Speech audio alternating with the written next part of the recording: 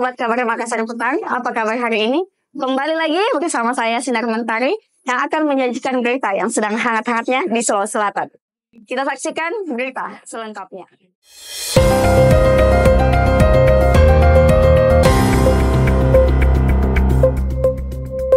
Baiklah, kita masuk ke berita pertama.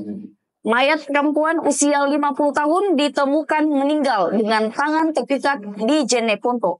Warga Dusun Sapiri, Desa Sapanang, Kecamatan Binamu, Kabupaten Jeneponto digegerkan dengan penemuan mayat seorang perempuan bernama Basse Dengintang usia 50 tahun yang ditemukan tewas dalam kondisi membusuk dan membengkak di dalam kamarnya pada Selasa 4 Februari. Penemuan itu pun pertama kali dilaporkan oleh tante korban sekitar pukul 12.30 WITA saat hendak menengok korban di kediamannya. Sebab tante korban tak pernah melihat Basse keluar dari rumahnya sejak 3 hari yang lalu. Namun saat mengintip melalui jendela, ia langsung berteriak histeris. Tak lama kemudian, warga berbondong-bondong menuju ke lokasi kejadian.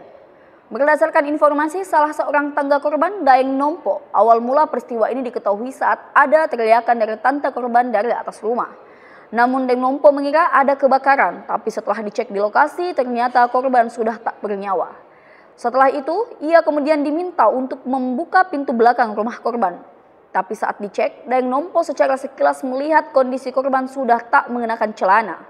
Tak lama berselang, tim Nafis Satreskrim Polres Jeneponto bersama Kapolsek Binamu melakukan proses identifikasi dan olah tempat kejadian perkara untuk mengetahui penyebab tewasnya korban. Jasad Basse kemudian dibawa ke Rumah Sakit Umum Daerah Lanto Deng Pawesang untuk dilakukan otopsi.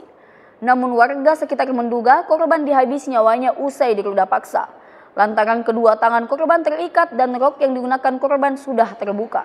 Sementara itu, Kasubsi Humas Polres Jeneponto, Ibtu Uji Mukni yang dikonfirmasi secara terpisah juga membenarkan kejadian ini.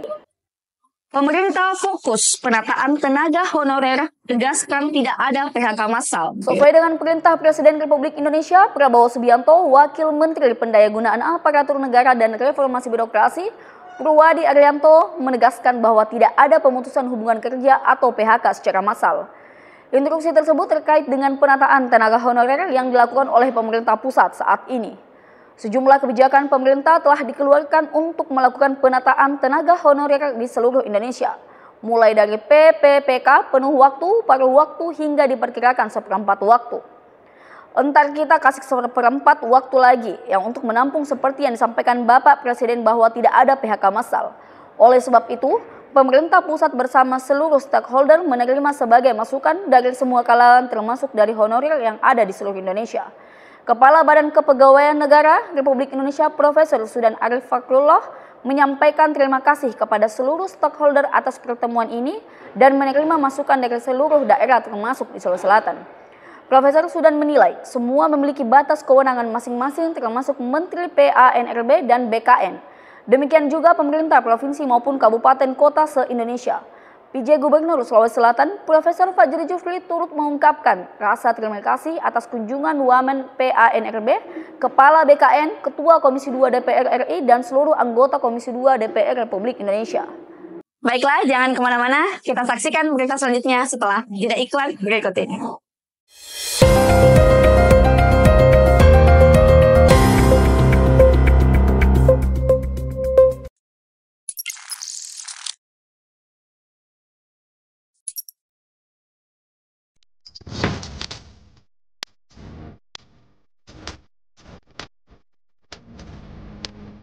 Selamat datang di Akademi Multimedia Indonesia, tempat kreativitas bertemu dengan teknologi dan mimpi menjadi nyata.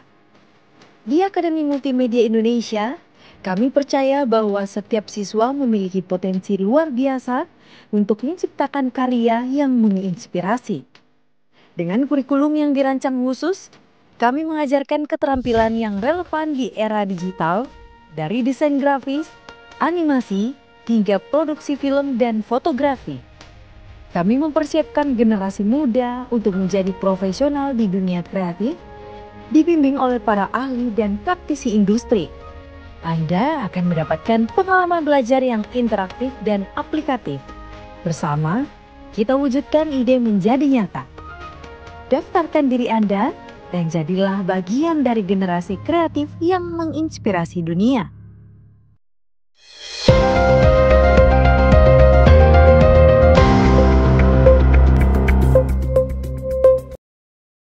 KPU tetapkan Andi Sudirman dan Fatmawati jadi gubernur dan wakil gubernur Sulawesi Selatan. Komisi Pemilihan Umum atau KPU Sulawesi Selatan menggelar rapat pleno penetapan pasangan Andi Sudirman Sulaiman dan Fatmawati Rusdi atau Andalan Hati sebagai gubernur dan wakil gubernur Sulawesi Selatan terpilih periode 2025-2030. Penetapan ini dilakukan setelah Mahkamah Konstitusi menolak gugatan sengketa Pilgub Sulawesi Selatan sehingga tidak berlanjut ke tahap pembuktian.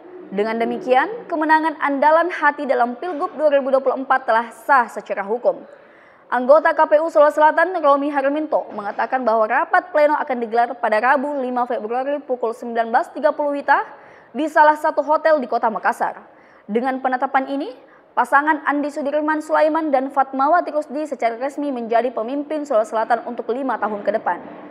Penetapan ini juga menjadi penanda berakhirnya seluruh tahapan Pilgub Sulawesi Selatan 2024.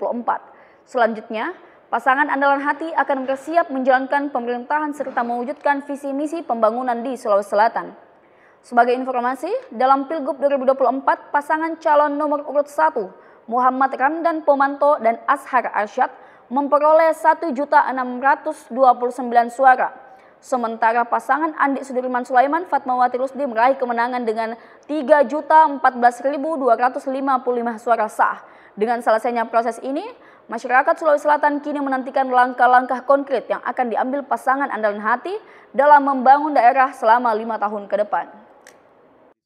Gubernur terpilih Andi Sudirman Sulaiman tegaskan untuk perkuat persatuan di Sulawesi Selatan khususnya, dan saya merasa begitu besar beban dan tekanan dari masyarakat terhadap harapan yang diharapkan dari kami, sehingga tidak akan mungkin kami melaksanakan cuma berdua.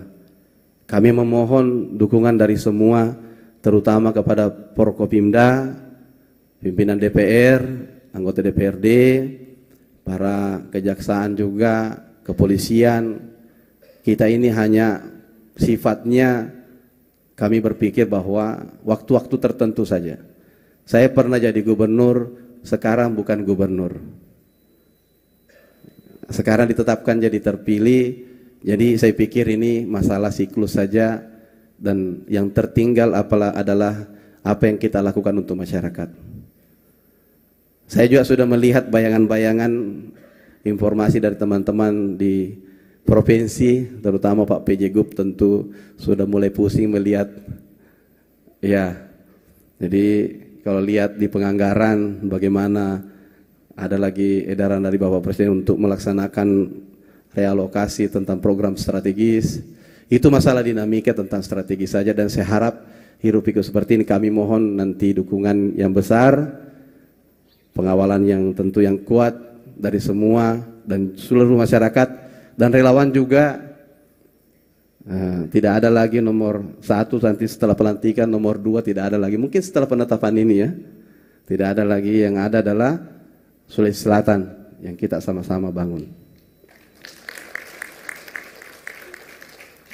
Saya dulu waktu 2018 saya wakil gubernur, saya kurang hafal tentang ini orang politik, ini bukan karena saya lama jauh di Jakarta, di luar negeri di mana, jadi agak kurang hafal. Sekarang saya hafal semua orang. Termasuk yang mana jurkam saya hafal sekali. Kayak Ibu Ketua ini di sini pas jadi ketua saja. Tapi kalau di luar sana itu luar biasa, seperti supporter. Kencang lompat-lompatnya, kelihatan lompatnya kalau di luar. Sekarang lagi feminim sedikit sebagai ketua. Ratusan pengamanan dari Polres Tabes Makassar mengamankan jalannya penetapan wali kota terpilih di Hotel Four Point. Ya.